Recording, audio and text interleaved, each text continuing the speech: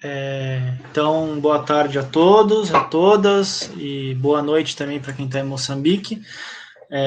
Meu nome é Antônio, eu sou atualmente doutorando no programa de pós-graduação em Geografia Humana da USP, e eu vou apresentar aqui uma pesquisa que eu fiz já há um tempo atrás, chamada sobre território e circulação em Moçambique. Primeiro, só contextualizar um pouco, eu fui para Moçambique a primeira vez em 2008, no intercâmbio acadêmico da Universidade de São Paulo com a Universidade Eduardo Mondlane, de Maputo, né? Eu fiquei 1 ano e meio lá no total, nesse intercâmbio, e aí eu fiz um trabalho final sobre as fronteiras em Moçambique, sob orientação da professora Mônica Arroio. Essa pesquisa que eu vou apresentar agora, ela na verdade, a minha pesquisa de mestrado, que foi feita entre 2013 e 2016, também sob orientação da professora Mônica Arroio, com financiamento da CAPES, e eu tive em Moçambique mais 2 meses em 2015 para fazer essa pesquisa, e agora, no ano passado, esse ano, eu atualizei um pouco a pesquisa, e já vou apresentar um pouco essas atualizações aqui na apresentação. Atualmente eu estou fazendo doutorado na USP também, né, como mestrado e a graduação, também com a professora Mônica Arroio. Eu estou estudando a circulação entre o Brasil e a África, né, marítima, aérea e de dados, mas o que eu vou apresentar hoje da mestrado, é pesquisa sobre circulação em Moçambique, especificamente, né. Então, basicamente, os conceitos-chave que eu uso para essa minha pesquisa, primeiro, o pressuposto do espaço geográfico definido pelo professor Milton Santos, né, na natureza do espaço, como sistema indissociável de sistemas de objetos e sistemas de ações. Então, sempre olhando para essa circulação a partir de uma dimensão técnica e de uma dimensão político-normativa. Sobre a circulação especificamente, a ideia também é a discussão do professor Milton Santos de que a circulação hoje preside a produção, ela está na frente no processo, né, de circulação do capital, e também que a circulação, assim como o professor Marcos Rogério fala que a circulação hoje é o maior atributo do movimento circulatório do capital. E nesse sentido, também pensando um pouco a partir das bases técnicas e político-normativas, a ideia é pensar a circulação a partir dos conceitos de fluidez e porosidade territorial, discutido pela professora Mônica Arroio, a fluidez mais voltada para uma discussão da base técnica dessa circulação, apesar de também demandar normas de ação, e a porosidade mais voltada à parte político-normativa dessa circulação, especificamente em relação ao exterior, né? Então, nesse sentido, a ideia de estudar a circulação em Moçambique é estudar ela a partir de 2 sentidos ou forças, que o professor Milton Santos discutiu já, falava já desde a metamorfose do espaço habitado, que é a circulação voltada ao exterior e a circulação interna do território, né? Então, nesse sentido, primeiro do ponto de vista histórico, né, Moçambique, a circulação, essa grande circulação em Moçambique começou no período colonial com a estruturação de um sistema ferroportuário, uma conjunção de ferrovias e portos construídos para escoar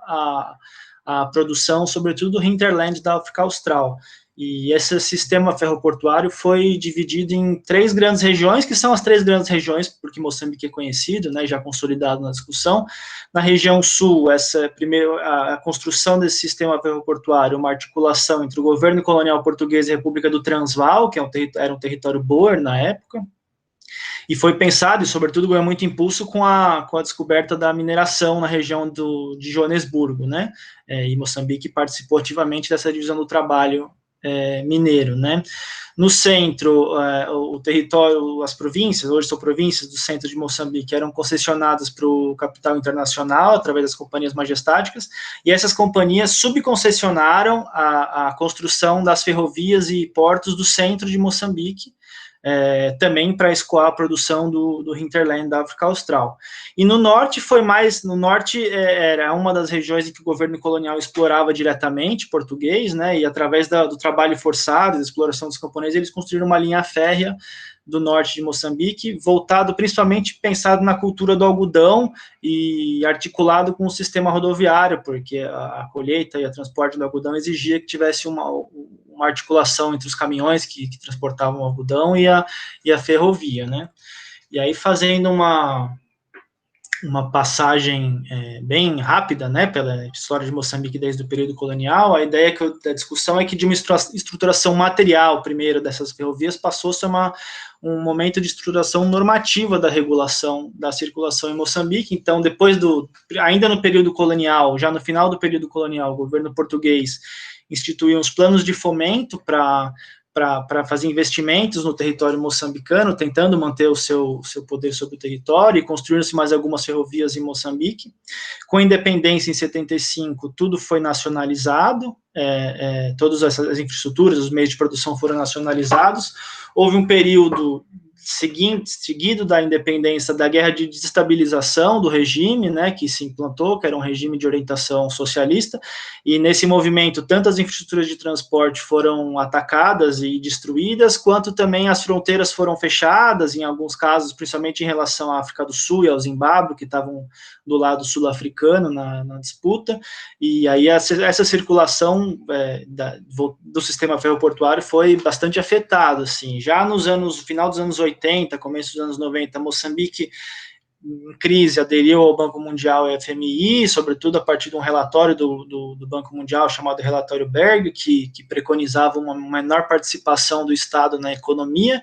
e isso levou ao modelo que, a partir dos anos 90, se começou a gerir essas infraestruturas de transporte, que é das concessões, que entra nessa discussão da regulação híbrida do território, que é uma discussão conceituada pelo professor Ricardo Mendes Antas Júnior, da USP, né, que ele discute de que é isso, que as infraestruturas no caso da infraestrutura de transporte, é uma divisão dessa regulação entre o Estado e as companhias transnacionais. No caso de Moçambique, o CFM é uma empresa pública, né, moçambicana, não é mais estatal, é pública, né, tem uma diferença, e o Porto de Maputo foi subconcessionado pelo CFM por um grupo internacional, então, assim, não só o Porto de Maputo, mas o Porto da Beira, outros portos e alguns terminais são subconcessionados para iniciativa privada, e é nesse marco que se dá a circulação em Moçambique atualmente. Então, já no século XXI, Moçambique, como sempre serviu como lugar de escoamento da produção do hinterland da África Austral, tinha o professor Bellucci qualificou como uma economia de trânsito, que na verdade era um lugar de escoamento da produção, e a partir, no século XXI principalmente, na verdade a partir dos anos 90, com a reabertura ao sistema internacional capitalista, Moçambique passou também a explorar recursos dentro do próprio território. Então, essa circulação e essa exploração de recursos tinha a circulação como uma das condições para que essa riqueza possa ser considerada um recurso. Então, assim como na economia de trânsito o sistema ferroportuário é importante, para a economia extrativa também ter um sistema de circulação é fundamental, porque ela também é voltada à exportação. Então, assim como no período colonial, continua-se, né, no século XXI com boa parte da economia moçambicana voltada à exportação, que tem uma foto do Porto de Maputo, né, os terminais do porto, e aí pensando nessa exportação em Moçambique atualmente, durante 10 anos, né, entre 98 e 2008, eram 7 produtos que concentravam 70% das exportações moçambicanas, isso a partir da leitura do professor Carlos Nuno Castel Branco, professor moçambicano do IESE, né, mas aí eu fui pegar os dados do Instituto Nacional de Estatística dos últimos anos que tem, né, que são as exportações de 2016, 2017, 2018, eu acho que ficou meio pequena essa parte no slide, mas nesses últimos 3 anos, 4 produtos, que são o alumínio e seus derivados, o carvão mineral, a energia elétrica e o gás natural, eles concentram cerca de 70% da exportação. Então, concentrou-se mais ainda. Entre 98 e 2008 eram 7 produtos que concentravam 70%, agora são 4 produtos só que concentram 70% da exportação de Moçambique.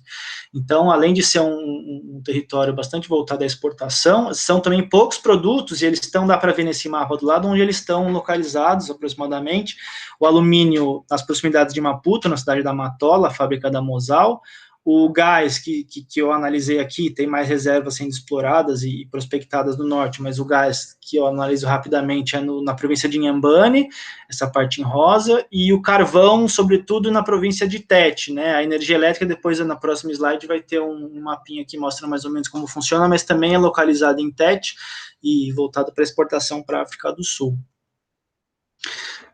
Então, num resumo, assim, tentar resumir um pouco como essa produção para exportação nesse período se articula com a circulação. O carvão, que é o principal produto de exportação nas últimas dados do INE, ele é basicamente escoado pelo sistema ferroportuário e tem como destino principal a Índia hoje em dia, e através dessa ferrovia que foi construída pela Vale, pensando também no projeto Pós-Savana, né, mas essa ferrovia que escoa o carvão, que tem a Índia como principal destino, né, a Vale, empresa brasileira. No caso do alumínio, o processamento é quase todo feito na Matola, perto de Maputo. Tem um mapinha aqui embaixo na parte de baixo, que mostra o Porto da Matola, que é perto do Porto de Maputo, e a planta da fábrica da Mosal é perto do Porto da Matola, e o destino principal dessa exportação de alumínio é a União Europeia e, sobretudo, a Holanda, né? A União Europeia, porque tem outros países da União Europeia também que recebem esse alumínio, tem dentro de um acordo da Convenção de Lomé, desde a construção da Mosal, mas, sobretudo, a Holanda, principalmente, acho que por causa do Porto de Roterdã, é a principal receptora desse alumínio. E no caso da energia, que tanto a hidroelétrica quanto o gás natural são considerados como parte da energia, eles são escoados por redes de transmissão e gasodutos, e tem como destino principal a África do Sul, né? Aqui no mapinha do lado direito tem a fonte que é a hidrelétrica de Caurabaça, de onde é gerada boa parte da energia em Moçambique, e ela é exportada diretamente para a África do Sul por uma rede de transmissão que vai direto para a África do Sul, e daí ela é reexportada para Maputo, porque não tem uma conexão direta da usina de Caurabaça com Maputo. Atualmente já está sendo, acho que, construída essa ligação, mas durante muito tempo teve essa passagem da África do Sul. Então, além de ser concentrados os tipos de produtos, são concentrados também muitos países envolvidos nessa exportação, que é a Índia, a União Europeia, mas pensando sobretudo na Holanda, e a África do Sul. E aí, pensando já nessa virada para os anos 2010, além desses países, a China, não diretamente nessa produção para exportação, mas ela tem realizado várias obras no território moçambicano, e entre elas obras de transporte, né, relacionadas ao transporte, como a estrada circular de Maputo, que tem aqui uma foto, que foi feita para melhorar o escoamento em Maputo, e isso leva a pensar, assim, ainda preliminarmente, né, de que, historicamente, tanto acadêmicos como o João Mosca, professor de Moçambique, e o Belucci Bellucci, professor aqui do Rio, eles conceitualizam a história econômica do território moçambicano a partir do colonialismo, como tendo o período colonial, o período da independência, de orientação socialista, e o período de reabertura ao sistema internacional do neoliberalismo. E a ideia é pensar assim nos anos 2010, o Brasil a partir da Vale, a Índia como principal destino do carvão, a China com essas obras, sobretudo de transporte, e a África do Sul ainda como um dos principais destinos da exportação de Moçambique, se não indica um novo período nessa circulação de Moçambique, em que os BRICS dão a tônica dessa circulação atualmente, né? Mas, assim, isso tudo pensado para exportação, né? Mas mesmo na exportação, alguns dados durante a pesquisa em 2015, 2013, em 2015, numa entrevista no Porto de Maputo, foi falado que 90% da carga que chegava no porto chegava por caminhão. E assim como uma pesquisadora chamada Helena Pérez Lin, em 2013, dizia que 95% da carga de mercadorias do corredor da Beira era transportada também por caminhão. Então, de certa forma, apesar do sistema ferroportuário ser considerado o principal modal de Moçambique, sim, deu para perceber durante a pesquisa que a circulação rodoviária também era muito importante. Ainda que, se você ver esse gráfico aqui do lado, até 2014, 15, que foi quando eu fiz essa pesquisa inicialmente, o modal rodoviário era já era ainda o modal principal de circulação em Moçambique, reforçando o papel da circulação rodoviária e da circulação interna de Moçambique também, que eu vou abordar na sequência. Ainda que em 2015, principalmente por causa da exportação de carvão pela Vale em direção pelo corredor de Nacala, o modal rodoviário disparou como principal meio de movimento de mercadoria em Moçambique, mas o setor rodoviário continua crescendo. Então, a ideia na minha pesquisa foi ver um pouco também, assim, é pouco falada essa circulação rodoviária em Moçambique, né, dessa circulação interna, ela é pouco estudada, muito menos do que essa circulação voltada para fora, que foi o mote do território moçambicano, historicamente, assim, né. Então, do ponto de vista da circulação rodoviária em Moçambique, a gente discute em termos de fluidez dessa circulação, mas também tem uma discussão sobre de viscosidade, que seria o oposto da fluidez, né? Considerando que quase 27% das estradas são asfaltadas, significa que 3/4 das estradas não são asfaltadas. Então, sem juízo de valor, se é melhor ser fluido ou não, boa parte da circulação em Moçambique tem uma velocidade menos fluida, né, por 75% das estradas não ser asfaltadas, né? Mas é de se destacar a importância da N1, a Estrada Nacional número 1 em Moçambique, que ela liga Maputo ao extremo norte do país, ela é como se fosse a espinha dorsal da circulação em Moçambique, e basicamente as outras estradas são derivadas dela, né, no território moçambicano. Então a N1, essa foto do meio, é a foto da N1 nas proximidades de Maputo, e do lado direito tem umas fotos da N2 em Boane, que é a estrada que liga na Suazilândia, e a N4, que liga com a África do Sul, que dá para ver que é uma estrada muito mais estruturada, e ela, enfim, ela também foi construída numa parceria público-privada, ela tem outro sistema de funcionamento e faz parte do corredor de Maputo, né? Assim como tem o corredor de Nacala no norte, o corredor da Beira no centro e o corredor de Maputo no sul. Do ponto de vista regulatório dessa circulação rodoviária em Moçambique, a principal norma de regulação é o Regulamento de Transporte em Automóveis, um decreto de 2009 do Conselho de Ministros. Ele basicamente divide a circulação, esse transporte em Moçambique entre particular e público, e entre eles o de passageiros e de mercadorias, né? Aqui está destacado de mercadorias, que foi o que eu pesquisei mais a fundo, e o misto, que pode ser o transporte que pode tanto carregar passageiros como mercadorias. Um bom exemplo são os chapas, né, principalmente no transporte público, que eles transportam as pessoas, né, um transporte de passageiros, mas também é muito utilizado para transporte de carga, né, para exportação de algumas coisas, inclusive. E além desse regulamento do transporte em automóveis, tem várias instituições em Moçambique que compõem esse quadro regulatório, né? Então, tem o Ministério dos Transportes e Comunicações, tem o Instituto Nacional das Comunicações de Moçambique, o Ministério da Indústria e Comércio, a Administração Nacional de Estradas, o Instituto Nacional de Transporte Terrestre, todos esses têm a sua participação nessa regulação do transporte rodoviário em Moçambique. Então, assim, de um lado a base técnica da circulação às rodovias, de um lado a base normativa, e também tem os agentes, né, aqueles que fazem a circulação acontecer. E isso num trabalho de campo eu consegui entender muito melhor estando lá, né? Fiz meio que uma divisão, tem 3 grandes grupos de agentes do transporte rodoviário. Tem primeiro que esse triângulo ele é aproximado, né? Ele não é estatístico, né? É só uma aproximação para visualização. Os agentes transitários seriam o topo dessa pirâmide. São poucas empresas que são empresas de logística, na verdade, que elas geralmente não têm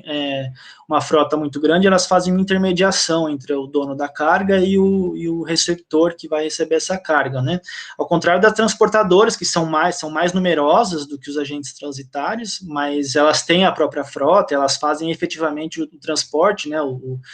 trabalho físico, né, do transporte. E, por fim, a maior quantidade de agentes estão nos caminhoneiros autônomos, os caminhoneiros informais e os chapas, né? Os autônomos, a diferença dos autônomos informais é que os caminhoneiros autônomos é uma pessoa que é dona do próprio caminhão, mas ela é regularizada. O informal, ela não é regularizada, ela faz transportes por conta, né? E os chapas, que eu vou apresentar mais para frente, são as vans de transporte público que também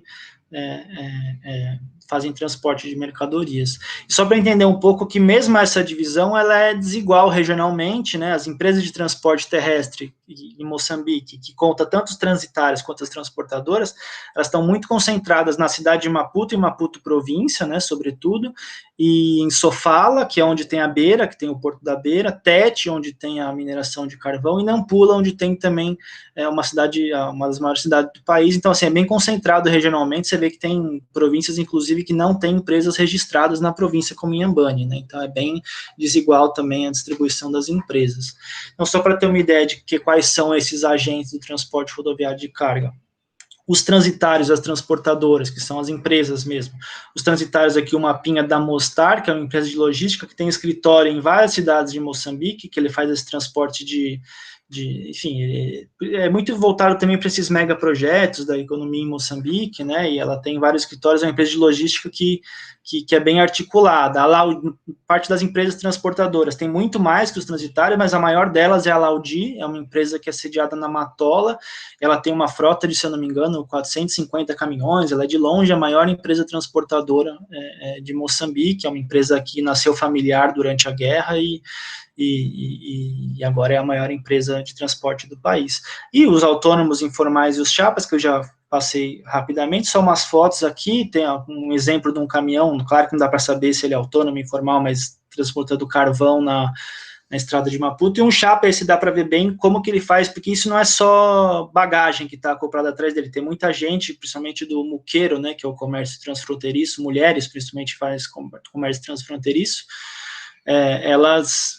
compram mercadorias na África do Sul, colocam no chapa e levam para Maputo. Então, de certa forma, é um transporte de carga, não é só os bens pessoais, né, que são transportados, também é um comércio feito usando os chapas, né. Então, assim, para finalizar, assim, algumas considerações finais que são mais amplas do que eu apresentei aqui, mas dá para discutir um pouco. Primeiro, a maldição da abundância, os corredores de desenvolvimento, enfim, são poucos produtos concentrados em poucos lugares, poucas regiões de Moçambique, voltados a poucos países como destino principal. Então, assim, isso também acarreta uma desigualdade de território em Moçambique social também, os recursos ficam concentrados em poucas empresas e pessoas e lugares, e, por exemplo, no contexto de pandemia como essa, em que o comércio internacional foi praticamente cortado, os países que dependem muito dessas exportações, as exportações são fundamentais para a economia, eles são muito mais impactados, né? Então, de certa forma, Moçambique tem que olhar muito mais para a circulação interna do país, que já é estruturada, né? Então, tendo uma circulação interna estruturada, fica mais fácil tocar, né? As coisas mesmo em contexto de pandemia. Mesmo assim, esses megaprojetos, eles têm uma contribuição para a economia, e pensando no caso do modal rodoviário e nas agentes, esses megaprojetos, eles movimentam as empresas do país, tem muitas empresas que disseram que a principal atividade é suprir as necessidades dos megaprojetos, então gera um pouco de emprego, né, então tem também algumas contribuições positivas, né, sobretudo no sistema de circulação rodoviário. A ideia da pesquisa também era desconstruir um pouco essa noção da circulação em Moçambique só extravertida, né, só voltada para fora, como para exportação, e o do hinterland também, e mostrar que tem uma circulação interna no território moçambicano, e a N1, a Estrada Nacional número 1, é o principal eixo estruturador do território moçambicano nesse sentido. Mostrar também que não só entre o exterior e o interior, mas também o sentido político da circulação, essa construção de uma circulação interna em Moçambique tem a participação do Estado, né, não as empresas querem produzir para exportar mesmo, né, eles querem usar a circulação como corredor para exportação e para os interesses dela. Então, o Estado, apesar de todas as críticas que é possível fazer à Frelimo, ela, de certa forma, de alguma maneira, estruturou uma circulação interna em Moçambique, e o modal rodoviário hoje, por um bom tempo, foi a principal meio de circulação em Moçambique, e hoje continua crescendo, né. E, por fim, assim, pensar principalmente nos chapas, né, nessa questão das estradas de terra, né, que essa pequena circulação dos agentes do tempo lento e orgânico do território tem que ser muito pensada em Moçambique, porque 60% da população é rural, então, assim, essa 60% da população circula um pouco nesse ritmo, né, de uma pequena alcance da circulação, usando as estradas de terra. Então, assim, pensar a circulação em Moçambique para além da grande exportação e para além da integração nacional, pensar um pouco também na escala local e nessa pequena circulação dos pequenos agentes, né, do território moçambicano. Era basicamente isso. Obrigado a todos pela oportunidade novamente, e qualquer coisa, meu e-mail está aqui embaixo, podem escrever para mim. Obrigado.